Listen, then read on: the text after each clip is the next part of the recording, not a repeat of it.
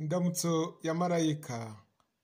Marayika yasohoje ubutumwa bw'Imana kuri Mariya, maze Mariya asamishwa na Roho Mutagatifu. Ndakuramutsa Mariya, wuje muhorana n'Imana, wahebuje abagore bose umugisha na Yezu umwana wabyaye arasingizwa. Mariya Mutagatifu umubyeyi w'Imana, urajya udusabira tw'abanyabyaha kuri ubu n'igihe tuzapfira. Amina.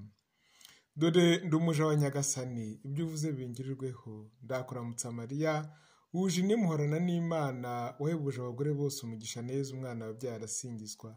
Mariya Mutagatifu umubyeyi w'Imana, urajya udusabira tw'abanyabyaha kuri ubu n'igihe tuzapfira. Amina. Nuko jambo yigira umuntu abana natwe. Ndakuramutsa Mariya, wuje muhorana n'Imana, wahebuje abagore bose umugisha na Yezu umwana wabyaye arasingizwa. Mariya Mutagatifu umubyeyi w'Imana, urajya udusabira tw'abanyabyaha kuri ubu n'igihe tuzapfira. Amina. Mubyeyi mutagatifu w'Imana, urajya udusabira tubone guhabwa ibyo Yezu Kristo yadusezeranyije. Dusabe.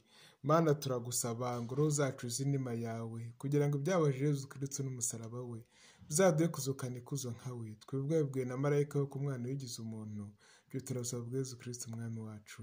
Amen. Mwamikazi wa Kibeho, udusabire. Mwamikazi w'intumwa, udusabire. Mariya mubyeyi wababaye cyane, udusabire. Mubyeyi w'abakene, udusabire.